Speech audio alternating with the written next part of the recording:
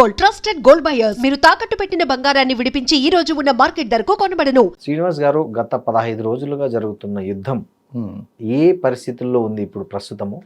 దాని పర్యవసానాలు ఎలా ఉండబోతున్నాయి వచ్చే రోజుల్లో? ఇటు ట్రంప్ ఈ విషయంలో చాలా ఒక రకంగా చెప్పి తప్పుడు అంచనా వేసాడేమో అనిపిస్తుంది ఇరాన్ పట్ల. ఆయన ఏమనుకున్నాడంటే అమెరికాకి చమురు ఎక్కడైతే ఎక్కువగా దొరుకుతుందో ఆ దేశాల మీద ఆధిపత్యం కావాలి.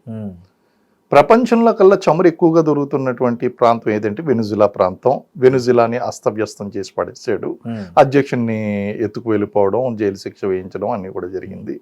అక్కడ సాధ్యమైంది. నెక్స్ట్ ఇరాన్ ప్రాంతంలో కూడా యుఏఈ, నెక్స్ట్ యుఏఈలో చాలా ఎక్కువగా జరుగుతుంది. వాళ్ళ మీద మంచి ఆధిపత్యమే ఈయన సాధించుకున్నాడు. ఇప్పుడు ఇరాన్ మీద కూడా ఈయనకి ఆధిపత్యం కావాలి. ఎందుకంటే ప్రపంచంలో 3వ అతిపెద్ద చమురు ఉత్పత్తి చేసేటువంటి ప్రాంతం ఏది అంటే ఇరాన్. సో అక్కడ ఉన్నటువంటి రెజ్యూమ్ చేంజ్ చేసి తనకు అనుకూలంగా ఉన్నటువంటి వ్యక్తిని పెట్టుకుని ప్రపంచంలో చమురు క్షేత్రాలు ఎక్కడున్నా సరే అమెరికాకి బెనిఫిట్ జరగాలి. ఆయన చెప్పకనే చెప్పాడండి, అమెరికా ఫస్ట్ అన్నాడు. అమెరికా ఫస్ట్ అంటే అమెరికా నువ్వు ముందు ఉంచడం కోసం ఇతర దేశాల యొక్క ప్రగతిని, ఇతర దేశాల్లో ఉన్నటువంటి రాజకీయ పరిస్థితుల్ని అస్తవ్యస్తం చేసేస్తానంటే అది కుదరదు కదా. మనం ఏమి జంగ్లీ రాజులో లేము ఈరోజు, లేకపోతే ఆటవిక రాజ్యం అనేటువంటిది నడవడం లేదు. కనీస బేసిక్ అంతర్జాతీయ రాజకీయ నీతి అనేటువంటిది కూడా పాటించకుండా ఎక్కడ పడితే అక్కడ చమురు ఎక్కడైతే ఉన్నదో అక్కడ డామినేట్ చేయడం కోసం ఈయన ప్రభావం చూపిస్తున్నాడు. ఇరాన్ ని చాలా తక్కువ అంచనా వేసాడండి. ఇరాన్ లో ఇప్పుడు ఇరాన్ ని టార్గెట్ చేయడానికి గల కారణం ఏంటి అంటే అక్కడ వీళ్ళు యురేనియం శుద్ధి కార్యక్రమం అనేటువంటిది ఏదైతే ఉందో అది పైకి చెప్పేటువంటి కారణం. అసలు కారణం ఏంటి అంటే అనేక శాంక్షన్స్ విధిస్తున్నాడు. ఆ శాంక్షన్స్ విధించి వీళ్ళని ఎలా అయినా గ్రిప్ లో తీసుకుని రావాలి, వీళ్ళు చెప్పినటువంటి మాట ఉండాలి. ఎందుకంటే ఒకటి డాలర్ అండి, డాలర్తో పాటు ప్రపంచ ఆర్థిక గతిని నిర్ణయించేది ఏది అంటే చమురు బ్యారల్ రేటు. సో ఈ బ్యారల్ రేట్ ని ఎలాగన్నా సరే కంట్రోల్ చేయాలి, చమురు ఉత్పత్తి ప్రాంతాలన్నీ కూడా ఇతర కంట్రోల్లో ఉండాలి అనేటువంటి ఉద్దేశంతో ఇక్కడ యుద్ధం ప్రారంభించాడు. ఇరాన్ని తప్పుడు అంచనా వేసి, తక్కువ అంచనా వేసి చావు దెబ్బతిన్నాడు అండి. ఒక రకంగా చెప్పాలి. ఈ 15 days యుద్ధంలో ఏ దేశానికి ఎంత నష్టం జరిగి ఉండొచ్చు మీ అంచనా ప్రకారం? ఇప్పుడు ఇరాన్కి అయితే సుప్రీం లీడర్ చనిపోయాడండి, తీరని నష్టం. ముస్తాబా ఖమేనీ కూడా గాయపడినట్టుగా చాలా బలంగా వార్తలు వీళ్ళు ఇస్తున్నారు. అయితే దీన్ని సైకలాజికల్ వార్ఫేర్ లో భాగంగా మనం ఏ విషయాన్ని కూడా చెప్పడానికి లేదండి. అసలు ఆయితుల్లా అలీ ఖమేనీ కూడా చనిపోయాడా, ఇప్పుడు అది కూడా మనం చెప్పడానికి లేదు. సైకలాజికల్ వార్ఫేర్ అండి ఇదంతా కూడా. మరి ఆ మాటకు వస్తే మరొక థియరీ కూడా వినిపిస్తుంది, మన బెంజమిన్ నెతన్యాహు కూడా లేడు, అసలు ఆయన కనిపించట్లేదు, తలదాచుకున్నాడా, చనిపోయాడు, ఇలాగ రకరకాలైనటువంటి స్పెక్యులేషన్స్ నడుస్తూనే ఉన్నాయండి. కాబట్టి సరే, అమెరికా కూడా తనంతట తాను ఎక్స్ప్రెస్ చేసింది దాదాపు $1,00,00,000 ఖర్చు అయింది అని చెప్పేసి వాళ్ళు చెప్పడం అనేటువంటిది నిజంగా చెప్పాలి అంటే ఈ సమయంలో అమెరికా ఇంత నష్టపోయి సాధించింది ఏంటి? ఇరాన్ మీద ఆధిపత్యం సాధించిందా? సాధించలేదు. అక్కడ చమురు క్షేత్రాల మీద ఏమన్నా ఆధిపత్యం సాధించిందా? సాధించలేదు. రెజ్యూమ్ని చేంజ్ చేయగలిగిందా? చేంజ్ చేయలేదు. అమెరికా ఫస్ట్ అన్నది ఎందులో ఫస్ట్ ఇప్పుడు ఆ విషయంలో? సో అక్కడ ఘోరంగా విఫలమైందండి. అమెరికా ఘోరంగా నష్టపోయింది. ఇరాన్ చూస్తే కనుక ఇరాన్కి కూడా తీవ్రమైనటువంటి నష్టం జరిగింది. ఇరాన్కి సరే బయట వినిపిస్తుంది, మనం చెప్పుకుందాం. సుప్రీం లీడర్ ఆయితుల్లా అలీ ఖమేనీ చనిపోయాడు, అలాగే ముస్తాబా ఖమేనీ గాయపడ్డాడు, అలాగే వాళ్ళ యొక్క ముఖ్యమైనటువంటి చమురు క్షేత్రాల మీద దాడి జరుగుతుంది. ప్రజలు అనేటువంటి వాళ్ళు ముందుగాను హ్యాపీగా లేరు. ఈవెన్ ఆయితుల్లా అలీ ఖమేనీ యొక్క పరిపాలన కూడా వాళ్ళు హ్యాపీగా లేరు, ఇప్పుడు హ్యాపీగా లేరు. ఇప్పుడు ప్రాణభయం అనేటువంటిది అప్పుడు ఉంది, ఇప్పుడు ఉంది. ఆ విధంగా కనుక చూసుకుంటే కనుక ఇరాన్కి తక్కువ నష్టం జరిగింది, అమెరికాకి ఎక్కువ నష్టం జరిగిందండి. ఇక్కడ లక్షల్లో విలువ చేసేటువంటి డ్రోన్స్ నాశనం చేయడం కోసం కోట్ల విలువ చేసేటువంటి మిజైల్స్ ని అమెరికా వాడవలసినటువంటి అవసరం ఏర్పడుతుందండి. ఆ విధంగా కనుక మనం చూసుకున్నట్లయితే ఎక్కువ నష్టపోయింది ఎవరు ఈ యుద్ధంలో అంటే ప్రస్తుతానికి అమెరికానే అని చెప్పాలి. పైకి కళ్ళబోలి కబుర్లు ఎన్ని చెప్పినా సరే, మేము చాలా ఘోరమైనటువంటి బుద్ధి చెప్పామన్నా సరే, ఐఆర్జీసీ దళాలు ఎక్కడ వెనక్కి తిరగడం లేదు, వెనక్కి తగ్గడం లేదు. అలాగే పోనీ చర్చలు సాధిద్దామని చెప్పేసి అంటున్నారు. చర్చలు సాధిద్దాము అంటే అక్కడ ఉన్నటువంటి మసూద్ పెజెష్కియాన్ వాళ్ళ యొక్క అధ్యక్షుడు అండి, మసూద్ పెజెష్కియాన్, ఆయన పెట్టినటువంటి కండిషన్స్ ఏ విధంగా ఉన్నాయండి? 3 కండిషన్స్ పెట్టాడండి. ఆ కండిషన్స్ లో ఏమన్నాడు, జరిగినటువంటి నష్టానికి నష్టపరిహారం ఇవ్వాలి అన్నాడు. అవును. అలాగే ఇరాన్ యొక్క సహజబద్ధమైనటువంటి హక్కులు ఏదైతే ఉన్నాయో జోక్యం ఇరాన్ యొక్క చేసుకోకూడదు. హక్కుల్ని వాటిని గుర్తించాలి, జోక్యం చేసుకోకూడదు అన్నాడండి. మూడోది ఏమన్నాడండి, మనకి భవిష్యత్తులో అలాంటి దాడులు జరగకుండా ఉండడం కోసం హామీ ఇవ్వాలి. ఒక అంతర్జాతీయంగా ఒక హామీ ఇవ్వాలి అని చెప్పేసి. అసలు అమెరికా ఎక్కడైతే చమురు క్షేత్రాలు ఉన్నాయో అక్కడ ఖచ్చితంగా జోక్యం చేసుకుంటుంది. అలాగే ఈ రోజు అమెరికా ఏ రోజు కూడా ఏ దేశానికి నష్టపరిహారం చెల్లించినటువంటి సందర్భాలు లేవు. అవన్నీ జరిగేటువంటి ఆల్రెడీ పనులు. ఇంతకుముందు జిమ్మీ కార్టర్ ఇరాన్ కు ఆల్రెడీ ఒక ఒప్పందం రాసిచ్చున్నాడు కదా సార్, చరిత్ర చూసుకుంటే. ఆ విధంగా ఒకసారి చూసుకున్నా సరే వైలేషన్స్ అనేటువంటి జరిగినాయి కదండి, వైలేషన్స్ అనేటువంటి జరిగినాయి. అవును, okay, but it is nothing better than something is better than nothing అంటారు అవును. కాబట్టి దే షుడ్ బి. ఇప్పుడు అంతర్ ప్రస్తుత పరిస్థితుల్లో అయితే నెక్స్ట్ జిమ్మీ కార్టర్ ఒప్పందం జరిగినప్పటికీ, ఉల్లంఘన జరిగినప్పటికీ ఇప్పటికీ చాలా డేస్, మారాయి పరిస్థితి. సంవత్సరాలు తేడా వచ్చింది, పరిస్థితులు మారాయి. కాబట్టి ఆ ఒప్పందం అనేటువంటిది రాసిస్తే గనక ఖచ్చితంగా కొంతవరకు శాంతించవచ్చు ఇరాన్ అనేటువంటిది. కాకపోతే ఇరాన్ పర్సనల్గా తీసుకుందండి. ఎప్పుడైతే ఆయతుల్లా అలీ ఖమీనీ చనిపోయాడో దీనికి ఖచ్చితంగా మేము రివెంజ్ అనేటువంటిది తీర్చుకుంటాము, పగ మా పగ తీర్చుకుంటాము, ట్రంప్ని చంపుతాము అని చెప్పి అమెరికా అధ్యక్షుని కాదు, ట్రంప్ నేను పర్సనల్గా చెప్పారు. సో ఆ విధంగా కనుక చూసుకున్నట్లయితే ఇక్కడ మనకి చమురు రాజకీయం కనిపిస్తుంది, ఎనర్జీ సెక్యూరిటీ అనేటువంటిది కనిపిస్తుంది. అలాగే అమెరికా సుప్రీమసీని స్థాపించడం కోసం ట్రంప్ చేస్తున్నటువంటి ప్రయత్నాలు, కుటిల రాజకీయాలు కనిపిస్తున్నాయి. అలాగే ఇరాన్ యొక్క మొండి పట్టుదల ఏదైతే ఉందో, వాళ్ళ ఆత్మాభిమానంతో కూడినటువంటి మొండి పట్టుదల, ఆ మొండి పట్టుదలతో మతతత్వం కూడా యాడ్ అయి ఉన్నది, ఆ యొక్క ఫెనటిజం అనేటువంటిది కూడా యాడ్ అయ్యి ఉంది. ఇవన్నీ కలిసినటువంటి ఇరాన్ యొక్క తత్వం అనేటువంటి సమస్యను జటిలం చేసింది. ఆయన ఇచ్చినటువంటి స్టేట్మెంట్ కూడా చూడండి, అమెరికా ఇచ్చినటువంటి స్టేట్మెంట్, 4-5 రోజుల్లో నేను యుద్ధాన్ని ముగించేస్తాను. ఓవర్ కాన్ఫిడెన్స్ అనాలా, అంచనా వెయ్యలేకపోవడం అనాలా, ఏమనాలో కూడా అర్థం ఇంకో మాట నేను ఇంకోటి పోస్ట్ చేశానండి. ఏంటంటే ఇరాన్ లొంగిపోవడానికి సిద్ధంగా ఉంది, కానీ నేను వాళ్ళ కండిషన్స్ కు నేను యాక్సెప్ట్ చేసే పరిస్థితిలో లేను అని ఏమో ఒకవైపు ట్రంప్ అంటున్నాడు. ఇంకోవైపు ఏమో ఎక్కడైతే కొత్త ఖమేనీ వచ్చారో IRGC వాళ్ళు ఏమంటున్నారంటే ఇంకో 10 ఏళ్ళైనా పోరాడగల సత్తా ఇరాన్ దగ్గర ఉంది, మేము పోరాడతాం తప్ప లొంగిపోమని వాళ్ళు అంటున్నట్లు వార్తలు వచ్చాయి. అవును. సో వీటిలో ఏది నిజం అనుకోవాలి జనం?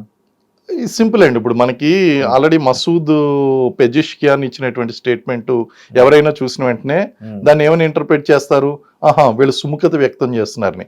కానీ ఆ కండిషన్స్ చదివి వినిపించి, ఇందాక చెప్పాను మీకు, ఆ కండిషన్ చెప్పినప్పుడు ఆ కండిషన్స్ పెట్టినటువంటి కండిషన్స్ లొంగిపోయే తత్వం కనిపించట్లేదు. నువ్వు అంగీకరించినటువంటి కండిషన్స్ నీ పెట్టాను అంటే లొంగేటువంటి ఉద్దేశం లేదు అని చెప్పచ్చు. ఈ కండిషన్స్ ఇచ్చారు కాబట్టి మేము లొంగిపోవాలని వాళ్ళు అనుకుంటున్నారని ట్రంప్ చెప్పచ్చు. కానీ ఆ కండిషన్ లో ట్రంప్ ఒప్పుకుంటాడా? ఫస్ట్ పరిహారానికి ఒప్పుకుంటాడా? ఎంతని కట్టిస్తారు, ఏమని కట్టిస్తారు లేక అది జరిగేటువంటి, అందుకే మేము ఒప్పుకోవట్లేదు అన్నాడు. సో ఆయన చెప్పినటువంటి స్టేట్మెంట్ కి అర్థం ఏంటి అంటే వాళ్ళు పెట్టినటువంటి కండిషన్సే ఒప్పుకోలేనటువంటి కండిషన్స్ అండి. ఒప్పుకునే కండిషన్స్ కాదు, ఒప్పుకోనటువంటి కండిషన్స్ పెట్టారు. కాబట్టి ఇది ముగింపు అనేటువంటిది అంత త్వరగా జరగదు. IRGC దళాలు ఏమన్నాయి, మాకు 10 సంవత్సరాల వరకు కూడా పోరాడే తత్వం ఉన్నది, అది ఎగ్జాగరేషన్ కాదు అంటాను.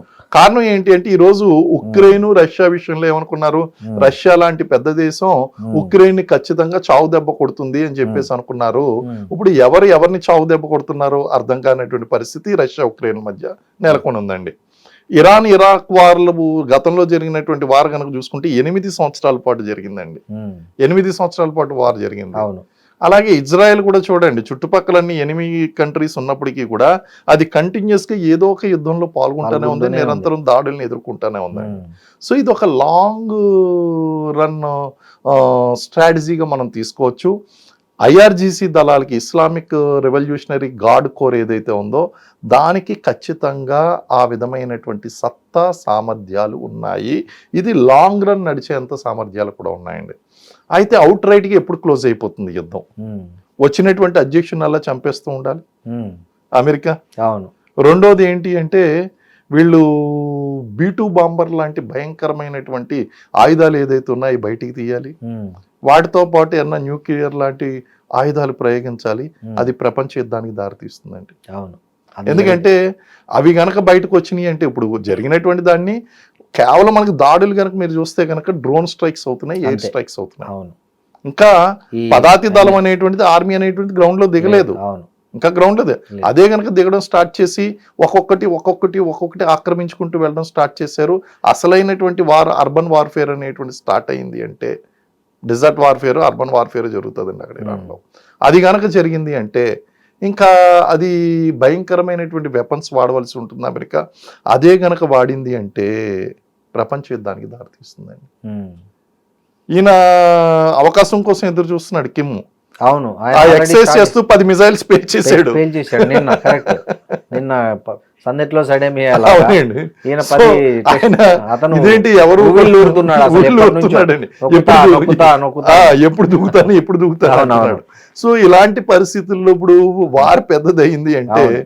చాలా ఘోరమైనటువంటి పరిస్థితులు ఉంటాయండి. సార్, ఒక కామన్ క్వశ్చన్ నాకు ఒకటి క్యూరియాసిటీ. ఇప్పుడు ఇరాన్ అనేది ముస్లిం కంట్రీ యాక్చువల్గా, అవునండి. కానీ గల్ఫ్ దేశాలన్నీ ఇరాన్కు వ్యతిరేకంగా ఎందుకు పనిచేస్తున్నాయి అనేది నాకు అర్థం కావట్లేదు చాలా మందికి. ఇప్పుడు ఇక్కడ చమురు అనేటువంటిది ఎక్కువగా ఉంది. ఇరాన్కి తన అవసరాలు అనేటువంటి తనకున్నాయండి. షియా మిలీషియాని వీళ్ళు అవును. ప్రోత్సహిస్తున్నారు. అవును. ఈ షియా మిలీషియాను ప్రోత్సహించడంతో పాటు తాలిబన్లు ఎలాంటి ఆర్థోడాక్సిక్ రూల్స్ అనేటువంటివి తీసుకొచ్చారో, అంటే బుర్కా వేసుకోవాలి, ఆడవాళ్ళు బయటికి కనిపించకూడదు, కనీసం హెయిర్ కనిపించినా సరే వాళ్ళని చంపేసినటువంటి సందర్భాలు ఉన్నాయి. ఆకృత్యాలు చేసినటువంటివి అవి చెప్పుకోవడానికి కూడా చాలా ఇన్హ్యూమన్ గా ఉన్నాయండి. ఇన్సేన్ ఇన్సిడెంట్స్ అనేటువంటివి చేశారు అక్కడ ఉన్నటువంటి ప్రజలు. మరి సొంత ఇస్లామిక్ కంట్రీస్ ఆ విధంగా ప్రవర్తిస్తున్నప్పుడు ఎవరు సపోర్ట్ చేయరు, నెంబర్ 1. నెంబర్ 2, ఇరాన్ వాళ్ళని ఎందుకు హేట్ చేస్తుంది? యుఏఈని అండ్ ఓన్ ఇస్లామిక్ కంట్రీస్ ని దాడులు చేస్తుంది, ఎందుకు హేట్ చేస్తుంది? 1990s లో ఏం చేసిందంటే అమెరికా తన యొక్క ప్రభావాన్ని చూపించడం కోసం, చెప్పాను కదా చమురు ఎక్కడుంటే అక్కడ దాని యొక్క డామినెన్స్ ఉండాలి. ఆ డామినెన్స్ కోసం ఏం చేసిందంటే అమెరికా తన యొక్క 5th ఫ్లీట్ ని మూవ్ చేసిందండి. 5th ఫ్లీట్ యుఎస్ నేవీలో ఉన్నటువంటి 5th ఫ్లీట్ ని బహ్రెయిన్ కి మూవ్ చేసింది. ఈ 5th ఫ్లీట్ లో ఏముంది అంటే ఒక ఎయిర్ క్రాఫ్ట్ క్యారియర్, మొన్న అబ్రహీం లింకన్ మీద దాడులు కూడా జరిగిందని చెప్పేసి వచ్చిందండి. సో అక్కడ ఎయిర్ క్రాఫ్ట్ క్యారియర్ ఉంది, అలాగే ఒక 40 వెజల్స్ అండి, వార్ వెజల్స్ అవి ఉన్నాయి. అయితే దాంతో పాటు ఒక 20 నుంచి 25 వేల మంది సోల్జర్స్ ని డిప్లాయ్ చేయగలిగే కెపాసిటీ, అలాగే ఆ గల్ఫ్ మధ్యప్రాచ్యంలో ఇంటెలిజెన్స్ ని గ్యాదర్ చేసేటువంటి మొత్తం ఎక్విప్మెంట్, ఆ యొక్క కమాండ్ సెంటర్, ఇవన్నీ కూడా అక్కడ తరలించింది యుఎస్. మరి వాటి యొక్క బేసిస్ అమెరికాకి ఏదన్నా అక్కడ ప్లేస్ ఉందా అంటే లేదు. బేసిస్ ఎవరు ఇచ్చారు? ఆ బేసిస్ గల్ఫ్ ఈ కంట్రీస్, ఇతర ఇస్లామిక్ సాటి ఇస్లామిక్ కంట్రీస్. మరి ఇజ్రాయెల్ ఇవన్నీ ఇచ్చినప్పుడు నువ్వు సాటి ఇస్లామిక్ కంట్రీ అని చూడకుండా వీళ్ళ ఎనిమి అయినటువంటి, వీళ్ళ మీద ఇబ్బంది పెడుతూ, ఆర్థికంగా ఇబ్బంది పెడుతూ శాంక్షన్స్ విధిస్తున్నటువంటి ఇరాన్ కంట్రీని వీళ్ళిద్దరి మధ్యన ఎటువంటి సంబంధం ఉందో చూడకుండా నువ్వు ఇక్కడ బేసిస్ ఇచ్చావు. మరి బేసిస్ ఇచ్చినప్పుడు శత్రువుకి నువ్వు మిత్రుడు అయినప్పుడు నువ్వు కూడా మిత్రుడు కూడా శత్రువు అయిపోతాడు ఆటోమేటిక్ గా. సో ఆ విధంగా ఈ ఓన్ ఇస్లామిక్ కంట్రీస్ ఏదైతే ఉన్నాయో అవి ఎనిమిక్ గా మారినాయి. అండ్ ఏమంటున్నాయి, నేను మీ యొక్క జనావాసాల మీద నేను దాడి చేయను, పొరపాటున 1, 2 పడితే నేనేం చేయలేను. కాకపోతే మీ స్కూల్ పిల్లలది కూడా జరిగిందండి పొరపాటున. ఇజ్రాయెల్ చేసినటువంటి దాడిలో జరిగింది ఖచ్చితంగా. ఇవి యుద్ధంలో కామన్ అండి.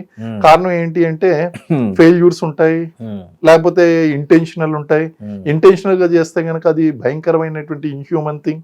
నిజంగా చిన్న పిల్లల మీద, వృద్ధుల మీద, స్త్రీల మీద దాడి చేయడం అనేటువంటిది యుద్ధంలో ఉన్నటువంటి నేరాలుగా పరిగణించబడతాయి. సో అది తప్పే అండి, ఖచ్చితంగా తప్పే. There is no doubt about.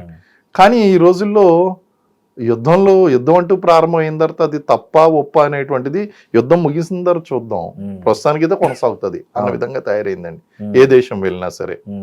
So ఆ విధంగా కనుక చూస్తే ఇటు అమెరికా యొక్క ప్రభావం ఉన్నటువంటి ఈ యొక్క ఇస్లామిక్ కంట్రీస్ అన్నిటి మీద కూడా ఇరాన్ దాడి చేస్తుంది. రంజాన్ మాసంలోనే సొంత ఇస్లామిక్ కంట్రీస్ మీద దాడి చేసింది అంటే దానికి కారణం ముందు అక్కడి నుంచి వాడిని పంపించేసాను, అమెరికాని పంపించేసి నువ్వు అక్కడ పెట్టు కూర్చున్నావు. వాడేమో మా దేశ నాశనాన్ని కోరుకుంటున్నాడు, అప్పుడేమో నీకు ఇస్లామిక్ కంట్రీ అని గుర్తు రాలేదా? మా దేశం గురించి మీరు ఆలోచించినప్పుడు మీ దేశం గురించి నేను ఎందుకు ఆలోచించాలన్న విధంగా IRGC దళాలు అనేటువంటి దాడి చేస్తున్నాయండి. ఊహించినటువంటి విషయం ఏంటి అంటే ట్రంప్ ఎక్కడ ఘోరంగా ఫెయిల్ అయ్యాడు అంటే ఇది స్టార్ట్ అయిన వెంటనే హార్మూజ్ జలసంధిని, స్ట్రెయిట్ ఆఫ్ హార్మూజ్ ఏదైతే ఉందో దాని మీద పట్టు సాధించి అది ప్యాక్ చేసేస్తుంది అనేటువంటి విషయాన్ని అంచనా వేయడంలో ఇంటెలిజెన్స్ కూడా ఫెయిల్యూర్ అయినట్టుంది. ఇంటెలిజెన్స్ చెప్పినా ట్రంప్ వినలేదండి. ఇంటెలిజెన్స్ ఇక్కడ ఇంటెలిజెన్స్ చెప్పినటువంటి విషయం ఒకటి గుర్తు చేసుకోవాలి మనకి. అక్కడ యుఎస్ మిలిటరీ డిపార్ట్మెంట్ ఆల్రెడీ చెప్తానే ఉంది, డిపార్ట్మెంట్ ఆఫ్ మిలిటరీ చాలా క్లియర్ గా చెప్పింది ట్రంప్ కి ఈ క్షణంలో కనుక యుఎస్ యుద్ధానికి వెళ్తే ఓడిపోవడం గ్యారంటీ అన్న పాయింట్ చెప్పిందండి. ఇంటెలిజెన్స్ వర్గాలు కూడా చెప్పినాయి. కానీ వినే పరిస్థితి ఎక్కడ ఉందండి ట్రంప్కి వినే 4-5 రోజుల్లో ముగించేస్తాను. ఓవర్ ఎక్స్పెక్టేషన్స్ అండి. ఇప్పుడు వెనిజులా లాగా అనుకున్నాడు, వెనిజులా లాగా అనుకున్నాడు. కాన్ఫిడెన్స్ ఎక్కువైపోయిందండి ఆయనకి. కాన్ఫిడెన్స్ ఎక్కువైపోయి ఓవర్ కాన్ఫిడెన్స్ తో నేను 5 రోజుల్లో ముగించేస్తాను అంటే అక్కడ 5th fleet swarm mosquito attacks ఉన్నాయండి. ఏం చేయలేకపోతున్నాడండి. అంటే మస్కిటో అటాక్స్ అంటే చిన్న చిన్న బోట్లు ఉంటాయండి. ఆ బోట్లు వచ్చి ఏం చేస్తాయంటే డైరెక్ట్ గా వచ్చి ఆ క్రూజ్ షిప్ ని కొడుతూ ఉంటాయి. ఏం చేయలేడండి. అండ్ ఇలాంటి అటాక్స్ చాలా ఉన్నాయి ఇరాన్ దగ్గర ఉన్నటువంటి యుద్ధ తంత్రం కూడా చిన్న చిన్న గుంపులుగా టార్గెటెడ్ గా అటాక్ చేస్తారు, పారిపోతారు, అటాక్ చేస్తారు, వెళ్ళిపోతారు. రెండోది హోల్డింగ్ ద గ్రౌండ్ అండి, నోయింగ్ ద గ్రౌండ్. యుద్ధంలో ఎప్పుడు కూడా హైయెస్ట్ అడ్వాంటేజ్ ఉంటుంది. అంటే గ్రౌండ్ గురించి తెలిసి ఉండాలి, ఎక్కడ ఏ కార్నర్ ఉంది, ఎక్కడ అడ్వాంటేజ్ ఉంది. Ground advantage is very important అండి. ఎక్కడి నుంచో వచ్చిన అమెరికాకి ఆ ఇరాన్ గ్రౌండ్ గురించి తెలుస్తుందా, అక్కడ ఉన్నటువంటి ఐఆర్జీసీ దళాలకు బాగా తెలుస్తుందా? ఐఆర్జీసీ దళాలు ఇంచు బై ఇంచు జల్లెడ పట్టారండి. అమెరికా ఓకే నా దగ్గర టెక్నాలజీ ఉంది, ఇది ఉంది, అది ఉంది అంటే అంత టెక్నాలజీ పెట్టుకుని ఒసామా బిన్ లాడెన్ పట్టుకోవడానికి 4 సంవత్సరాలు పట్టింది. 4 సంవత్సరాల క్రితమే వాళ్ళు ఐడెంటిఫై చేసి దాన్ని కన్ఫర్మ్ చేసుకుని 4 సంవత్సరాల తర్వాత అటాక్ లాంచ్ చేశారు. మరి ఓన్ గ్రౌండ్ అండి. సో ఇండియా అయినా సరే అండి, ఎవరైనా సరే ఇండియాకి వచ్చి యుద్ధం చేస్తే ఇండియాది పై చేయి అవుతుందండి. మనం వేరే దేశానికి ఆక్రమణకి వెళ్తే వాళ్ళది పై చేయి అవుతుంది. Because they know the ground. Ground reality వాళ్ళకి తెలుస్తుంది. They understand the ground better, they use the ground better, ఇవన్నీ కూడానండి. సో ఆ విధంగా కనుక చూస్తే అమెరికా వచ్చి ఇక్కడ పోరాటం చేయాలి. ఇక్కడ ఇతర దేశాలు ఇందులో ఇన్వాల్వ్ అవ్వడం, ఒక ఇజ్రాయెల్, మిగిలిన వాళ్ళు ఎవరు ఇన్వాల్వ్ అవ్వడానికి ఇష్టం లేదు. ఇజ్రాయెల్ కూడా ఎందుకు ఇన్వాల్వ్ అయ్యింది అంటే బికాస్ ఆఫ్ హిజ్బుల్లా, హౌతీస్, వీళ్ళందరూ ఎవరైతే ఉన్నారో, హమాస్, వీళ్ళందరూ కూడా వీళ్ళందరికీ ఫండింగ్ అనేటువంటిది ఇస్తుంది ఇరాన్. వాళ్ళు ఇచ్చిన ఫండింగ్ వలన ఇక్కడ వాళ్ళు ఇజ్రాయెల్ మీద అటాక్ చేస్తున్నారు. కాబట్టి ప్రీఎంప్టివ్ స్ట్రైక్స్ చేశాను అంటుందండి. ప్రీఎంప్టివ్ స్ట్రైక్స్ చేయడం కూడా ఎంతవరకు కరెక్ట్? అది వ్యూహంలో భాగం. అంటే నువ్వు ముందుగా దాడి చేస్తావని నేను దాడి చేశాను, కరెక్టే, ముందుగా దాడి చేస్తావని దాడి చేసావు. కానీ ఇంకా స్ట్రాంగ్ ఎవిడెన్స్ అనేటువంటిది ఉండాలండి. సంథింగ్ ఎలాగంటే మనం అప్పుడప్పుడు ఏం చేస్తామంటే ఈ పీడీ యాక్ట్ లో అండి, ప్రివెంటివ్ డిటెన్షన్ యాక్ట్ లో మనం ఏం చేస్తామంటే ముందస్తుగానే వాళ్ళు క్రైమ్ రెగ్యులర్ గా క్రైమ్ చేస్తున్నారని చెప్పేసి క్రైమ్ చేయకుండా ప్రివెంటివ్ డిటెన్షన్ అని చెప్పి ముందుగానే డిటెన్షన్ చేస్తాం పోలీసు. హౌస్ అరెస్ట్ లో మనం చూస్తుంటాం అలాంటి. అలాగే ఇది ఏం చేసింది, ప్రీఎంప్టివ్ స్ట్రైక్ చేసింది. నువ్వు దొంగతనం చేస్తావని భయం వేసి ముందుగానే నిన్ను అరెస్ట్ చేస్తున్నాను అన్నట్టు, నువ్వు దాడి చేస్తావని భయం వేసి ముందుగానే దాడి చేశాను. ఇది కొంచెం విమర్శనాత్మకంగా తయారైందండి అది. సరే, ఈ గల్ఫ్ దేశాలు ఇరాన్ మీద ఏమైనా మిలిటరీ యాక్షన్ తీసుకునే అవకాశం ఉందా? ఒకవేళ నిజంగా గల్ఫ్ దేశాలు మిలిటరీ యాక్షన్ తీసుకుంటే పరిస్థితి ఎలా ఉండబోతుంది? It will be difficult and definitely. కానీ అలాంటి పరిస్థితి అయితే కనుక రాదు. కారణం ఏంటి అంటే గల్ఫ్ కంట్రీస్ ఇప్పటికే చాలా ఇబ్బంది పడుతున్నాయి. They have to survive themself. వాళ్ళ మధ్యప్రాచ్యంలో ఒకరికొకరు ఎంత యుద్ధం చేసుకున్నా ఏం చేసుకున్నా వాళ్ళు సహకరించుకోవలసినటువంటి పరిస్థితులు వాళ్ళకు ఉన్నాయి. ఒకవేళ కనుక ఇరాన్ మీద కనుక వాళ్ళు చేశారు అంటే ఇంకా ఘోరంగా దెబ్బతింటారండి గల్ఫ్ దేశాలు. ఇప్పుడు కేవలం ఆ యొక్క అమెరికన్ బేసిస్ మీదే దాడులు అనేటువంటివి జరుగుతున్నాయి. అలాంటి పొరపాటు వీళ్ళు చేయరు. ఎందుకంటే మొత్తం మధ్యప్రాచ్యం అంతా ఇన్వాల్వ్ అయిపోయిందంటే యుద్ధం నెక్స్ట్ స్టేజ్కి వెళ్తుందండి. ఈ సీరియస్ లెవెల్ ఆపరేషన్ వల్ల యుద్ధంలో స్టేజ్ 1 వార్కి వెళ్ళిపోతుందండి. స్టేజ్ 1 వార్కి ఖచ్చితంగా వెళ్ళిపోతుంది. నిన్న ట్రంప్ అన్నాడు హర్ముజ్ జలసంధిని త్వరలోనే అధీనంలోకి తెచ్చుకుంటాం, అవును, మొత్తం దాని మీద కేంద్రీకృతం 2-3 రోజుల్లో మేము దాన్ని ఫినిష్ చేస్తాం అంటున్నాడు. అవునండి. నిజంగా సాధ్యమవుతుందా హర్ముజ్ జలసంధిని అమెరికా తను అనుకున్నట్లు స్వాధీనం పరచుకోవడం అనేది? అంత ఈజీ టాస్క్ అంటారా? ఈజీ టాస్క్ అయితే కాదు, కానీ అది చెయ్యలేడు అని చెప్పడానికి లేదు. అందుగురించే యుఎస్ అబ్రహీం లింకన్ మీద దాడి చేయడం అనేది ముందస్తుగా వీళ్ళు చేశారు. వీళ్ళకి చాలా స్ట్రాంగ్ ఇరాన్ కోర్కి చాలా ఉంది. ఇరాన్ IRGC దళాలకి, ఇస్లామిక్ రెవల్యూషనరీ గార్డ్ కోర్కి చాలా మంచి ఇన్పుట్స్ ఉన్నాయండి. ముందస్తుగానే దాడి చేశారు. ఇక్కడ 5th ఫ్లీటే రావాలి. 5th ఫ్లీట్ వచ్చి ఈ పని చేయాలి. ఇక్కడ చేయాలంటే 5th ఫ్లీట్ ని స్టార్టింగ్ లో అటాక్ చేశారు, వెనకడిగేశారు. తర్వాత అబ్రహీం లింకన్ కొట్టారు, అది వెనకడిగేసింది అక్కడ అమెరికా. కాబట్టి అది అసాధ్యమైతే కాదు కానీ 5th ఫ్లీట్ ని తీసుకొచ్చేయాలి, జాగ్రత్తగా చేస్తే కనుక అవుతుంది. కానీ అది అనుకున్నంత ఈజీ కాదు. అదే అంటే ఫుల్ ప్లెజ్డ్ వార్ పెంచాలి. ప్రజెంట్ స్టేజ్లో అయితే మాత్రం ఇట్ ఈస్ నాట్ పాసిబుల్. ఇది స్టేజ్ 1 వార్కి ఆ స్టేజ్కి వెళ్ళాలండి. ఆ స్టేజ్కి వెళ్ళిన తర్వాత ఇప్పటికే మనకి ఉక్రెయిన్ అనేటువంటిది తన యొక్క చౌక డ్రోన్స్ని ఇరాన్కి సప్లై చేస్తుంది. రష్యా ఆల్రెడీ అక్కడ ఉన్నటువంటి ఇంటెలిజెన్స్ ఇన్ఫర్మేషన్ అంతా కూడా అమెరికా స్థావరాల గురించి, అమెరికా వెపన్స్ గురించి, వాటి గురించి ఇంటెలిజెన్స్ ఇన్ఫర్మేషన్ అంతా కూడా రష్యా ఇస్తుందండి. ఇండైరెక్ట్గా వీళ్ళు ఆల్రెడీ పాల్గొన్నారు ఇందులో. కాదు సార్, ఇక్కడ ఉక్రెయిన్ రష్యా కలిపి ఇరాన్కి సపోర్ట్ చేయడమే వింత అనిపిస్తుంది. మరి ఒక రకంగా చెప్పాలంటే ప్రయోజనం వచ్చేటువంటి చోట్ల చూడండి, రష్యా ఉక్రెయిన్ ఎప్పటి నుంచో యుద్ధం చేసుకుంటున్నాయి. కానీ కలిసి ఇక్కడ ఇరాన్ విషయం అంటే ఎవరికి వాళ్ళు సెపరేట్ గా చేస్తున్నారండి. నువ్వు చేసినంత మాత్రం శత్రువు నాకు మిత్రుడు అనేటువంటి విధంగా లేదు. పోనీ శత్రువు యొక్క మిత్రుడు నాకు శత్రువు అనేటువంటి ప్రిన్సిపల్ కూడా ఇక్కడ లేకుండానే వాళ్ళు చేయడం, ఎవరి ప్రయోజనాలు వాళ్ళు చూసుకుని ఇక్కడ చేయడం అనేటువంటి జరిగిందండి. అలాగే మనకి ఇదే గనక నెక్స్ట్ లెవెల్కి ఎస్కలేట్ అయిందంటే ఈ ఇండైరెక్ట్ సపోర్ట్ అలా డైరెక్ట్ సపోర్ట్ గా మారితే ప్రపంచ యుద్ధంగా మారుతుందేమో అనేటువంటి భయాలు ఉన్నాయి. ఆల్రెడీ కొన్ని స్పెక్యులేషన్స్ వస్తున్నాయి సార్. ఆల్రెడీ చైనా, రష్యా త్వరలోనే ఇరాన్ వైపు ప్రత్యక్షంగా యుద్ధంలో పాల్గొనే అవకాశం ఉంది, వాళ్ళు సపోర్ట్ బహిరంగంగా చేస్తారు అనే ఒక స్పెక్యులేషన్ నడుస్తుంది. అది సాధ్యమవుతుంది అంటారా? చైనా, రష్యా కలిపి ఇరాన్ వైపు ఈ పరిస్థితుల్లో అమెరికాకు వ్యతిరేకంగా వెళ్తాయంటారా? అది ఇంకా ఫైనల్ స్టెప్ అని చెప్పేసి అనాలండి. ఒక రకంగా చెప్పాలంటే అది ఫైనల్ స్టెప్. అది కనుక వెళ్ళింది అంటే యుద్ధం నెక్స్ట్ స్టేజ్కి వెళ్ళినట్టే అండి ఖచ్చితంగా. ఇది ఒక సీరియస్ అంశంగా మారబోతుంది. It is not a simple issue. ప్రపంచ యుద్ధం వైపు అడుగులు పడేటువంటి పరిస్థితులు అండి అయ్యి. అది జరగకూడదని చెప్పేసి మనం కోరుకుందాం. ఇప్పుడు ఏదైతే వెపన్స్ అమ్ముకుంటున్నారో, ఇండైరెక్ట్ సపోర్ట్ చేస్తున్నారో ఉండడమే మంచిది.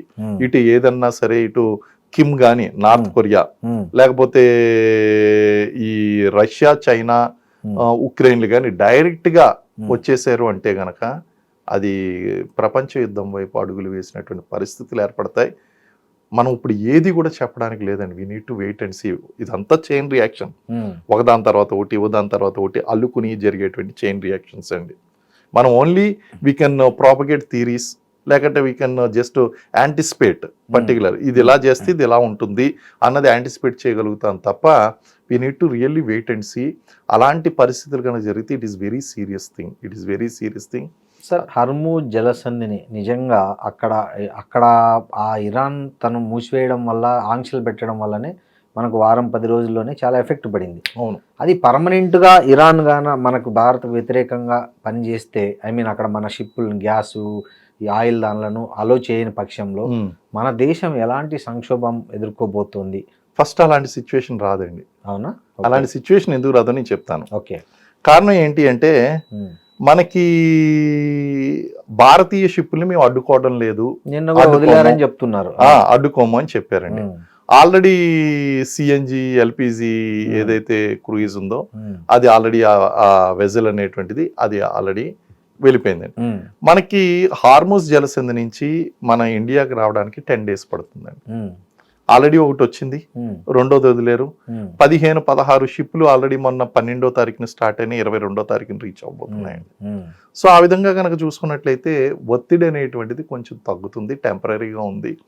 అండ్ నిన్న వచ్చినటువంటి న్యూస్ ఏంటంటే కమర్షియల్ గ్యాస్ సిలిండర్ సప్లై మొదలయ్యింది అని అన్నారు. మొదలైంది, డిమాండ్ మీట్ అవుతుందా లేదా, 10% ఎక్స్ట్రా ప్రొడ్యూస్ చేయడం స్టార్ట్ అయింది అండ్ సప్లై కూడా స్టార్ట్ అయింది అని చెప్పేసి అన్నారు. కానీ సప్లైని ఇంకా మీట్ అవ్వట్లేదు.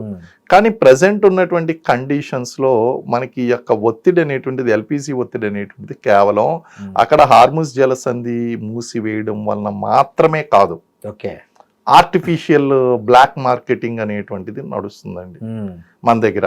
రెండోది ఇప్పుడు మీకు కొన్ని కుటుంబాలు చూస్తే ఆశ్చర్యపోతారండి. కొన్ని కుటుంబాల్లో ఫేక్ గ్యాస్ సిలిండర్లు పెట్టుకుని, ఎల్పిజి సిలిండర్లు పెట్టుకుని నెలకి 5-6 సిలిండర్లు తీసుకుని దాన్ని కమర్షియల్ గా హోటళ్ళకి అమ్ముకుని బతికేటువంటి కుటుంబాలు కూడా ఉన్నాయి. అంటే there are 25% LPG collections are fake connections ఉన్నాయండి. అందు గురించి ఇప్పుడు మనం కూడా రీఫార్మ్ స్టార్ట్ చేసామండి. ఏమంటున్నాం అంటే కేవైసీ ఎక్కడైతే లేదో కేవైసీ లేనటువంటి సిలిండర్లన్నీ కూడా కనెక్షన్స్ క్యాన్సిల్ చేయాలి. రెండోది ఏంటి అంటే ఎల్పిజిలో ఎవరికి కూడా 15 రోజులకి సిలిండర్లు అయిపోయేటువంటి పరిస్థితులు లేవు. మినిమం 30 అయిపోదండి. కాబట్టి ఇప్పుడు ఏం చేశారంటే ఒక్క బుకింగ్ నుంచి నెక్స్ట్ బుకింగ్ చేయాలి అంటే 30 days 25 days పెట్టారు. అది సెకండ్ మనం ప్రికాషన్ మనం తీసుకున్నాం. దాంతో పాటు ఈ బ్లాక్ మార్కెటింగ్ చేసేటువంటి వాళ్ళ మీద కూడా విజిలెన్స్ అనేటువంటిది బాగా పెంచారండి. దేశీయంగా 10% ఉత్పత్తి అనేటువంటిది పెంచారు. అలాగే అక్కడి నుంచి రావాల్సినటువంటి షిప్పులన్నీ కూడా వస్తున్నాయి. సో ఆ విధంగా కనుక చూసుకుంటే what we have faced is ఇక్కడ దెబ్బ తగిలింది, వాచింది అంతే, కానీ ఈ చేతిని తీసేయవలసినటువంటి పరిస్థితి రాలేదు. అంటే సీరియస్ ప్రాబ్లం అనేటువంటిది మనకి రాకపోవచ్చు కూడా. అది మరీ మనకి తిండి లేనటువంటి పరిస్థితి కానీ, అంటే ప్యానిక్ అవుతున్నారు జనాలు, ప్యానిక్ అవుతున్నారు. వాళ్ళకి ఆల్రెడీ రకరకాల సమస్యలు ఉంటున్నాయి. మనకి స్టార్టింగ్ లో మీరు అన్నట్టు ఒక గృహిణి ఆత్మహత్య చేసుకుని పిల్లల్ని చంపేసి గ్యాస్ దొరకట్లేదంటే వాళ్ళకి అప్పుడే ఆల్రెడీ గురాస్ సమస్యలు ఉన్నాయి. ఈ ఒత్తిడి తట్టుకోలేక ఇవి యాడ్ ఆన్ అయినాయి ఖచ్చితంగా. కాకపోతే ఏంటి అంటే మనం గనక కొంచెం సంయమనం పాటించాలి. అండ్ ఇండక్షన్ స్టవ్స్ అనేటువంటివి ఇంక్రీజ్ చేయాలి, ఆల్టర్నేట్గా ఇండక్షన్. దానివల్ల పవర్ డిమాండ్ అనేటువంటిది పెరుగుతుంది, పవర్ సప్లై పెంచవలసినటువంటి అవసరం కూడా ఉంటుంది. అండ్ పవర్ కాస్ట్ అనేటువంటిది కూడా పెరుగుతుందండి, దానికి డిమాండ్ అనేటువంటిది పెరుగుతుంది. ఇవన్నీ కూడా కలెక్టివ్గా మనం యాక్షన్స్ తీసుకుంటే కనుక situation will not be out of control. అయితే దీన్ని ఏం చేస్తారంటే బయట స్వార్థపరమైనటువంటి మార్కెట్ శక్తులు ఏం చేస్తాయంటే వాళ్ళు స్ప్రెడ్ చేస్తారు, ఆర్టిఫిషియల్ డిమాండ్ క్రియేట్ చేస్తారు, రూమర్స్ స్ప్రెడ్ చేస్తారు. అండ్ పొలిటికల్ పార్టీస్ కూడా ఏం చేస్తాయంటే ఓటు బ్యాంక్స్ కోసం ప్రజల్ని నెట్టుకుని వాళ్ళని రెచ్చగొట్టి తమ వైపు తిప్పుకోవడానికి ప్రయత్నిస్తారు. కావాల్సింది ఏంటి అంటే అపోజిషన్. ఇప్పుడు party irrespective of the party మనం మాట్లాడదాం. పార్టీ గురించి అపోజిషన్ పార్టీ ఎప్పుడు కూడా ఏం ఆలోచిస్తుంది అంటే ఇదిగో ఈ లోపం ఉంది, ఈ లోపం మీరు చేస్తున్నారు కాబట్టి మేము ఉంటే చేసేవాళ్ళం కాదు, మేము ఉంటే కనుక ప్రభుత్వం ఇలా ఉండేది కదని వాళ్ళ వైపు తిప్పుకోవడానికి ప్రయత్నిస్తారు. అది ఏ రాజకీయ పార్టీ అయినా సరే. సో రాజకీయ పార్టీలు అనేటువంటి ఖచ్చితంగా హ్యూ అండ్ క్రై చేస్తాయండి. ఖచ్చితంగా దే విల్ సే దట్ కి ఇంత ఉన్నటువంటి ప్రాబ్లం అంతగా చేసి చూపిస్తాయి. అది వాళ్ళ యొక్క ప్రజాస్వామ్యంలో ఉన్నటువంటి రాజకీయ పార్టీల యొక్క విధి, హక్కు విధి అని కూడా అనాలండి వరంగా. That is their duty. ఇప్పుడు బలమైనటువంటి అపోజిషన్ కనుక లేకపోతే అధికార పార్టీ యొక్క నియంతృత్వానికి దారితీస్తుంది. సో అధికార పార్టీ యొక్క నియంతృత్వానికి దారి తీయకూడదంటే ప్రశ్నించేటువంటి వాళ్ళు ఉండాలి. ఆ ప్రశ్నించేటువంటి క్రమంలో ఎంత లోపం దొరికినా సరే దాన్ని పెద్ద చేస్తారు. దాన్ని మనం ప్రజలు అర్థం చేసుకోవాలి, మనం అర్థం చేసుకోవాలి. మనకు తెలిసిపోద్ది కదా స్వయంగా. సో ఆ విధంగా కనుక చూసుకుని ప్యానిక్ అవ్వాల్సినటువంటి సిచ్యువేషన్స్ లేవు. Situation will be under control అండి, ఖచ్చితంగా కంట్రోల్లోకి వస్తుంది. అండ్ గవర్నమెంట్ కూడా it is their duty to meet these kind of emergencies. It is the energy security emergency, LPG emergency. They have to take the steps and necessary steps, they have to take it. అందులో there is no doubt about it అండి. Sir, February 28న వారం మొదలైంది, కానీ February 26న ప్రధాని మోదీ ఇజ్రాయెల్లో పర్యటించారు. అవునండి. So దీన్ని ఎలా అర్థం చేసుకోవాలి? గట్స్ అనాలా లేకపోతే ఏమనాలి? అంటే చాలా వారు ఆల్మోస్ట్ కన్ఫర్మ్ అయిపోయిన పరిస్థితుల్లో అతను ఆ దేశానికి వెళ్ళి రావడం అనే దాన్ని ఎలా అర్థం చేసుకోవాలి? అది నిజంగా చెప్పాలి అంటే మనకి ఇరాన్తో కూడా మంచి సంబంధాలు ఉన్నాయి. ఇరాన్తో సంబంధాలు ఉన్నాయి, అమెరికాతో మంచి సంబంధాలు ఉన్నాయి, ఇజ్రాయెల్తో మంచి సంబంధాలు ఉన్నాయి. కాబట్టి ఒక రంగా చెప్పాలంటే ఇలాంటి సాహసోపేతమైనటువంటి నిర్ణయం తీసుకోవడం అనేటువంటి తప్పు కాదు, because the situations are in favour. Otherwise we have definite input. త్వరలోనే 2 రోజుల్లో అవుతుంది అనేటువంటిది రా ఇన్ఫర్మేషన్ ఇస్తుంది మనకి, research and analysis wing information ఇస్తుంది, ఇంటెలిజెన్స్ బ్యూరో వాళ్ళు ఇస్తారు, మిలిటరీ ఇంటెలిజెన్స్ ఇన్ఫర్మేషన్ ఇస్తుంది. దేర్ ఇస్ సర్టెన్ థింగ్స్ అవుతున్నాయని చెప్పేసి ఇంటర్నేషనల్ పొలిటికల్ వింగ్స్ ఏదైతే ఉంటాయో ఆ వింగ్స్ వాళ్ళందరూ కూడా రిపోర్ట్ అనేటువంటిది ఇచ్చేస్తారు. We have that information.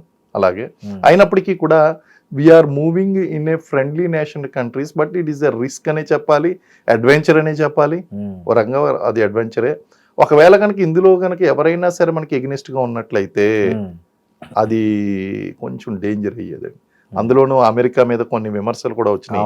America has plotted to kill Narendra Modi అని చెప్పేసి ఒక న్యూస్ కూడా వచ్చింది. అలాంటి సమయంలో కొంచెం తీసుకోవడం ఈ నిర్ణయం ఒక రకంగా చెప్పాలంటే మంచి సాహసోపేతమైనటువంటి నిర్ణయమే. It has happened and over. అదండి సార్, ఈ పరిస్థితుల్లో ప్రపంచం ఇలా ఒకవైపు పశ్చిమాసియా సంక్షోభం కొనసాగుతోంది, ఇంకోవైపు నిరుద్యోగం, ఏఐ వచ్చి చాలామంది నిరుద్యోగులుగా మారుతున్నారు. ఇలాంటి పరిస్థితుల్లో భారత్ ఎటూ కాకుండా ఒక తటస్థ వైఖరిని అవలంబిస్తుంది. అవును. సో దీన్ని కరెక్ట్ అనుకోవచ్చా? ఈ వ్యూహం కరెక్టేనా? భారత్ అనుసరిస్తున్న వ్యూహం కరెక్టా, లేకపోతే ఏదో ఒక సైడ్ తీసుకోవడం బెటరా? ఏది చేస్తే బెటర్ అంటారు దౌత్యపరంగా? ప్రస్తుతం మనం చేస్తున్నటువంటిది అభిలషణీయమైనటువంటి వ్యూహం అండి. Okay. Which benefits India in long term. ఇక్కడ రెండు ఉన్నాయండి, షార్ట్ టర్మ్ బెనిఫిట్స్ కావాలా, లాంగ్ టర్మ్ బెనిఫిట్స్ కావాలా. ఇప్పుడు ఇరాన్కి గనక మనం శత్రు దేశం గనక చేసుకున్నామంటే, భారతదేశంలో ఆల్రెడీ షియాలు ఉన్నారు. అవును. షియా మిలేషియా అక్కడ వర్క్ చేస్తుంది. ఇప్పటికే అతి కష్టం మీద మీరు ఎన్నైనా మాట్లాడండి, ఏదైనా సరే చెప్పండి, అపోజిషన్ పార్టీస్ ఏదైనా మాట్లాడనివ్వండి, ఇండియాలో ఉగ్రవాదం అనేటువంటిది కంట్రోల్ చేయబడింది 100%. ఇది మాత్రం అన్డిబేటబుల్ అండి. అయితే అలా అంటే మీరు పుల్వామా సంఘటన ఎందుకు జరిగింది, లేకపోతే పహల్గామ్ సంఘటన ఎందుకు జరిగింది, ఏదో ఒకటి జరుగుతుందండి. అది ఖచ్చితంగా జరుగుతుంది, జరిగింది, అండ్ భవిష్యత్తులో కూడా జరుగుతాయి. ఎందుకంటే ఇంత 141 కోట్ల మంది జనాభా ఉన్నటువంటి భారతదేశంలో ఉగ్రవాదం అనేటువంటి సీడ్ పడిపోయింది. పడిపోయిన తర్వాత దాన్ని మనం కంట్రోల్ చేస్తున్నాం. కంట్రోల్ చేస్తున్నప్పుడు అవుట్ ఆఫ్ కంట్రోల్ అక్కడక్కడ జరుగుతాయి, ఖచ్చితంగా ల్యాప్సెస్ అనేటువంటివి ఎదురవుతాయి. దాన్ని మళ్ళీ మనం లెసన్స్ లాంటి కింద ముందుకు వెళ్తాము. దాన్ని మనం గతంతో పోల్చినటువంటి విషయాలతో గనక పోల్చినట్లయితే తగ్గింది, నెంబర్ 1. మరి ఇలాంటి పరిస్థితిలో ఇటు ఆఫ్ఘనిస్తాన్ని కానీ లేదా ఇటు ఇరాన్ని కానీ మనం రెచ్చగొట్టినట్లయితే, వాళ్ళతో సత్సంబంధాలు మెయింటైన్ చేయకపోతే ఇక్కడ ఉన్నటువంటి ఉగ్రవాదం మీద ప్రభావం చూపిస్తుందా, చూపించదా? ఖచ్చితంగా చూపిస్తుంది. కాబట్టి మనం ఇరాన్ విషయంలో తప్పని మాట్లాడడానికి వీల్లేదు, అలాగని చెప్పి సపోర్ట్ చేయడానికి వీల్లేదు, మన ఆయుధాలు ఇవ్వడానికి లేదు. మనమే బ్రహ్మోస్ని పంపించలేదు, మన ఆయుధాలు ఇవ్వలేదు అంటే అమెరికాకి ఇజ్రాయెల్కి కోపం రాలేదు. అలాగని చెప్పేసి ఇప్పుడు ఆయన చనిపోయాడని సంతాపం ప్రకటించలేదు. సంతాపం ప్రకటిస్తే మళ్ళీ వీళ్ళకి కోపం వస్తుంది. మనం తటస్థ వైఖరి అవలంబించాం.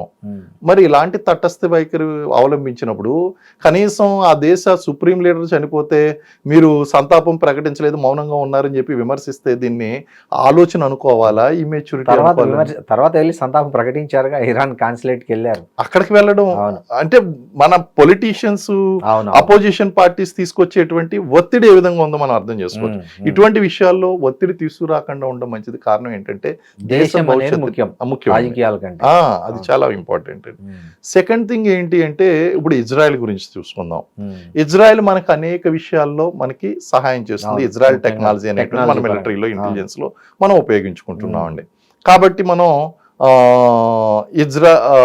ఇరాన్కి మనం సపోర్ట్ చేయలేం, అలాగని చెప్పి ఇజ్రాయెల్కి మనం సపోర్ట్ చేయడం లేదు. అమెరికాతో గొడవ పెట్టుకోకూడదండి. కారణం ఏంటి అంటే, మనకు ఒక విద్య తెలుసు, వాడికి ఇంకొక విద్య తెలుసు. కొంతమందికి డ్యామేజింగ్ వాల్యూ ఉంటుందండి.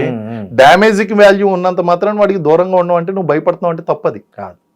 America has a damaging value today. మీరు ఎన్నైనా మాట్లాడండి, అమెరికా కంట భారతదేశం కంట గొప్పని మీరు అంగీకరిస్తారంటే ఫ్యాక్ట్స్ తెలుసుకొని మాట్లాడాలి. టెక్నాలజీలో అడ్వాన్స్డ్ గా ఉందండి. దానికి తగినట్టుగా మనం మెలగాలి. ఇప్పటికే మన మీద ట్రేడ్ వార్ఫేర్ చేశాడు ట్రంప్. ఏ అధ్యక్షుడు లేనంత విధంగా ఘోరమైనటువంటి రిలేషన్స్ మెయింటైన్ చేశాడు. ఫ్రెండ్ అంటూనే ఎనిమిగా బిహేవ్ చేశాడు. అండ్ అతి కష్టం మీద అతను పెంచినటువంటి టారిఫ్స్ 30% to 50% వెళ్ళిపోయినటువంటి టారిఫ్స్ ని 15% తీసుకొచ్చాం. Still it is high. Still it is high. 15 still it is high.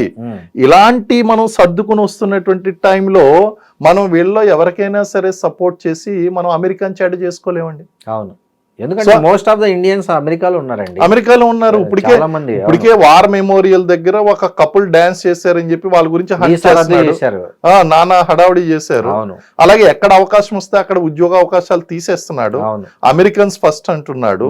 అక్కడ వెళ్తున్నటువంటి వాళ్ళందరినీ కూడా అరెస్టులు చేస్తున్నాడు. ఇవన్నీ చేస్తున్నప్పుడు అతి కష్టం మీద అమెరికా భారత్ సంబంధాలు అనేటువంటివి చాలా కష్టంగా మనం మెయింటైన్ చేసుకుంటూ వస్తున్నటువంటి టైంలో ఇరాన్కి ఓపెన్గా సపోర్ట్ చేస్తున్నామంటే చాలా కష్టం అవుతుంది. ఒక పక్కన ట్రంప్తో మనం ఓకే మీరు రష్యా నుంచి ఆయిల్ తీసుకోండి, మనం ఎలాగ తీసుకుంటామండి, ఏదో అక్కడ ఏదో ఉన్నది ఇంట్లో ఉన్నది మనం ఎలాగ తీసుకుంటామని తెలుసు, సర్లే నేను అనుమతిస్తున్నాను నువ్వు తీసుకో అన్నట్టు ఉందండి. అలాగా ఏదో సరే అన్నాడు. సత్రంలో భోజనానికి హుసేన్ అప్ప సిఫార్సు అంటారు. ఎగ్జాక్ట్లీ అలాగా సిఫారసులో సత్రంలో భోజనానికి సిఫారసు చేసినట్టు మోడీ ఈయన తీసుకో అని చెప్పేసి చెప్పడం, సరే మంచిది, వి అగ్రీ, నష్టం ఏం లేదు కదా. సో వి అగ్రీ దట్ అండి. సో ఆ విధంగా మనం ఏం చేస్తున్నాం, అమెరికా నుంచి మంచి రిలేషన్ మెయింటైన్ చేయడానికి ట్రై చేస్తున్నాం, ఇరాన్ నుంచి మంచి రిలేషన్ మెయింటైన్ చేయడానికి ట్రై చేస్తున్నాం, ఇజ్రాయెల్ నుంచి మంచి రిలేషన్. ఇండియా ఎప్పుడైతే వన్ సైడ్ అయిపోయిందో వాళ్ళకి అజాత శత్రువుగా ఉన్నటువంటి భారతదేశము పర్మనెంట్ శత్రువుగా మారిపోతుందండి. అది అవసరమా ప్రస్తుత పరిస్థితుల్లో? మనకి అవసరం లేదు. అండ్ రెండోది, దీన్ని అడ్వాంటేజ్ గా మార్చుకోగలిగినటువంటి సత్తా దౌత్యము మన భారతదేశానికి ఉంది. ఎలా ఉంది? ఆయిల్ కొంటున్నామండి. వీళ్ళందరూ కూడా భారతదేశం యొక్క మాట వింటారు. ఈ రోజు ఏదన్నా మాట్లాడగలిగినటువంటి ముగ్గురుతోనూ సమానంగా మాట్లాడగలిగినటువంటి కెపాసిటీ చైనాకి లేదు, రష్యాకి లేదు, ఉక్రెయిన్కి లేదు, ముగ్గురుతో సమానం. మరి భారతదేశానికి ఉంది కదా, ఉంది. కాబట్టి భవిష్యత్తులో ఏదన్నా వస్తే గనక మనం మౌనంగా ఉండడం వలన ఖచ్చితంగా మనం దౌత్యపరమైనటువంటి అడ్వాన్స్మెంట్ తీసుకోవడానికి అవకాశం ఉంటుంది. ప్రపంచ దేశాల్లో భారత్ యొక్క ఖ్యాతి పెరగడమే కాకుండా దానివలన ద్వైపాక్షిక ఒప్పందాల్లో కూడా ఇంప్రూవ్మెంట్ అనేటువంటిది కనిపిస్తుంది. భవిష్యత్తులో భారతదేశానికి అడ్వాంటేజ్గా మారుతుంది. కాబట్టి మనం ఈ విధంగా న్యూట్రల్గా వెళ్ళడమే, లాంగ్ రన్లో దృష్టిలో ఉంచుకుని లాంగ్ రన్ బెనిఫిట్స్ని ఈ విధంగా వెళ్ళడమే కరెక్ట్ తప్ప మనం వన్ సైడ్ తీసుకున్నాము అంటే ఖచ్చితంగా భారతదేశానికి నష్టం జరుగుతుందని చాలా ఆచితూచి మనం స్టెప్స్ వేయాలి ఈ టైంలో. కానీ ప్రతిపక్షాలు మాత్రం సార్ ట్రంప్ ఆడమన్నట్లు మోడీ ఆడుతున్నాడు. ఆపరేషన్ సింధూర్ ఆపేయమంటే ఆపేశాడు, తర్వాత ఇరాన్ నుంచి ఆయిల్ కొనడం ఆపేయమంటే ఆపేశాడు, వెనిజులా నుంచి ఆయిల్ కొనొద్దంటే ఆపేశాడు, రష్యా నుంచి కొనొద్దంటే ఆపేశాడు, మళ్ళీ రష్యా నుంచి కొనమంటే కొనడం మొదలుపెట్టాడు అని ఈ తరహా ఒక క్రిటిక్స్ వస్తున్నాయి. అవునండి. వీటిని ఎలా మనం, మీకు ఎలాగో ఓపిక ఉంటుందండి, మన ప్రేక్షకులు కూడా ఓపిక ఉంది అంటే నేను ఒక చిన్న స్టోరీ చెప్తానండి, వినాలి, ఇది ఖచ్చితంగా వినాలి. చెప్పండి సార్. ఒక వ్యక్తి తన భార్యను గాడిద మీద గుర్రం మీద కూర్చోబెట్టి తీసుకెళ్తున్నాడు అంటండి. తీసుకెళ్తుంటే జనాలు అన్నారంట, చూసావా ఆ వ్యక్తి ఎంత క్రూరుడు, ఇద్దరు కలిపి ఒక గుర్రం మీద వెళ్తున్నారు, ఆ బరువు అంతా వాళ్ళ మీద పడిపోయింది అని అన్నారంటండి. అన్న వెంటనే అతను ఏం చేశాడంటే అతను దిగిపోయి భార్యను నడిపించుకుంటూ తీసుకెళ్ళి కొంచెం ముందుకు వెళ్ళిన తర్వాత, అరే అతను చూడు భార్యకి ఎంత భయపడతాడు, ఇతను నడుస్తూ భార్యను గుర్రం మీద కూర్చోబెట్టాడు అని. వెంటనే ఏం చేశాడు, భార్యని దింపేసి ఈయన కూర్చున్నాడు అంటే, చూడు ఎంత దుర్మార్గుడో, ఆడమనిషిని నడిపిస్తున్నాడు, ఈయనేమో గుర్రం మీద కూర్చున్నాడు అని అంట. ఇంక ఇది కాదు పని అని చెప్పి వీళ్ళిద్దరూ కిందకి దిగిపోయి గుర్రాన్ని, ఎంత పిచ్చోళ్ళు అమాయకులో చూడండి, గుర్రాన్ని పెట్టుకుని నడుచుకుంటూ వెళ్తున్నారు, వీళ్ళంత మూర్ఖులు ఇంకోళ్ళు లేరు అన్న. సో మాట్లాడే జనాలు ఏదైనా మాట్లాడతారండి. It is very easy to throw a stone. నేను ఒక్కటే అంటానండి, ఎవరైతే విమర్శిస్తారో విమర్శించేటువంటి వాళ్ళకి సొల్యూషన్ ఇచ్చేటువంటి బాధ్యత కూడా ఉండాలండి. నువ్వు ఏదన్నా విమర్శిస్తున్నావు అనుకోండి, నువ్వైతే ఏం చేస్తావు అని ఒక కండిషన్ పెట్టండి. మీరు విమర్శించండి, you are free to criticise anybody. మీరు జరుగుతున్నటువంటి లోపాలు చెప్పేటువంటి ప్రజాస్వామిక హక్కు మీకుంది, ఫోర్త్ ఎస్టేట్ మాట్లాడేటువంటి హక్కు ఉంది. రాజకీయ పార్టీల యొక్క విధి, ప్రతిపక్షాల యొక్క డ్యూటీయే ప్రజాస్వామ్యంలో ప్రభావవర్గంగా పనిచేయడం, అలాగే చేసేటువంటి తప్పులన్నీ కూడా ప్రజల ముందుకు తీసుకురావడం కరెక్టే. మరి సొల్యూషన్ కూడా ఇవ్వాలి కదా. నువ్వైతే ఏం చేస్తావు? నువ్వు ఆ క్షణంలో ఉండి ఇలా చేసి ఉండవలసింది, అలా చేయలేదు, ఇలా చేశాడు, మరి చెప్పు, ఖచ్చితంగా ప్రజలు వింటారు. కాబట్టి ప్రజలు ఇక్కడ అర్థం చేసుకోవాల్సింది ఏంటి అంటే, it is the duty of opposition party to speak. It is also the duty of opposition party to give the solution. Solution లేకుండా ఇచ్చేటువంటి విమర్శలు ఏదైతే ఉన్నాయో పట్టించుకోవద్దు. ఇలా మనం వినుకుంటూ వెళ్తే కనుక ఏం జరుగుతుందంటే, ఆ గుర్రం మీద వెళ్తున్నటువంటి వ్యక్తి ఏదైతే ఉన్నాడో ఆ వ్యక్తి పరిస్థితి అయిపోద్ది. విమర్శించే జనాలు ఎలాగా విమర్శిస్తుంటారండి. కానీ ఒకటే లక్ష్యం, ఒకటే గమ్యం, దేశ ప్రగతి, దేశ ఖ్యాతి, అంతర్జాతీయంగా దేశాన్ని ముందుకు నిలబెట్టడం, ఇది చాలా ముఖ్యం అండి. అది ఫోకస్డ్గా ఉండాలి. అది ఫోకస్డ్గా ఉన్నప్పుడు ఇవన్నీ కూడా నెట్టుకుంటూ ముందుకు పోవాల్సిందే అండి.